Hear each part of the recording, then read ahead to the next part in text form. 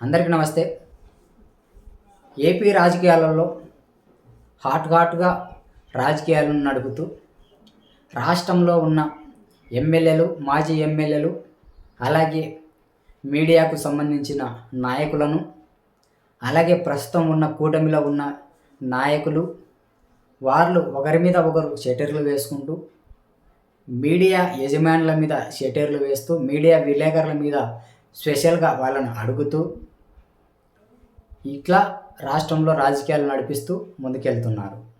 So నేను ఈ topic ఎందుకు మాట్లాడుతున్నానంటే, రీసెంట్గా విద్యాశాఖ మంత్రి నారా లోకేష్ గారు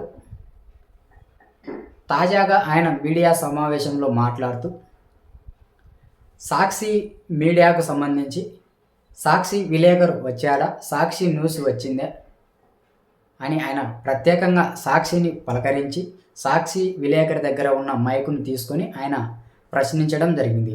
అదేవిధంగా ఆయన సాక్షికి సంబంధించి ఆ విలేకరితో, మీ మేడం ఈ మధ్యనే ఆఫీస్కు బాగానే వస్తున్నారంట కదా అని ప్రశ్నించడం, అది ఇప్పుడు హాట్ టాపిక్గా రాష్ట్రంలో రాజకీయాలు నడుస్తున్నాయి.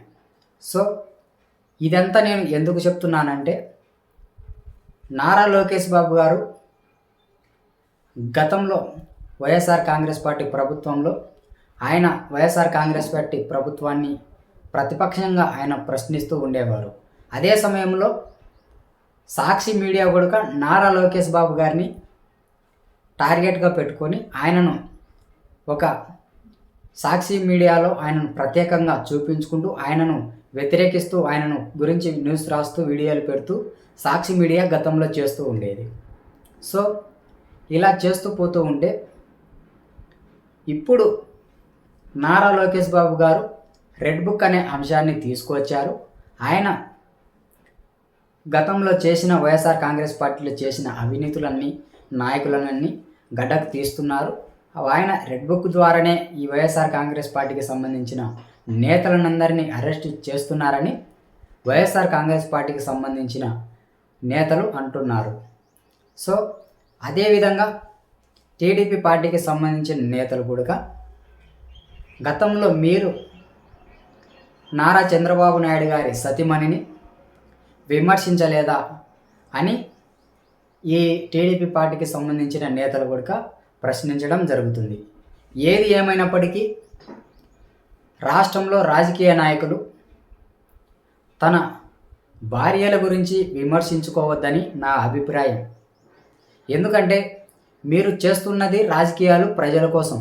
సో అలా మీరు మీ సంపాదన కోసం చూసుకుంటూ మీ భార్యలను ప్రజలలోకి తీసుకొస్తూ, వాళ్ళు చేయని తప్పులకు వాళ్ళను కూడా ప్రశ్నించుకుంటూ వాళ్ళ మీద విమర్శలు చేస్తూ ఉంటే మీకు చిగ్గుచేటు, అలాగే వాళ్ళు చేయని తప్పుకు వాళ్ళు కూడా శిక్ష పడాల్సింది వస్తుంది. సో నేను చెప్పేదల్లా ఒకటే, మీరు మీ భార్యల గురించి మాట్లాడుకోకూడదు, వాళ్ళను విమర్శించకూడదు.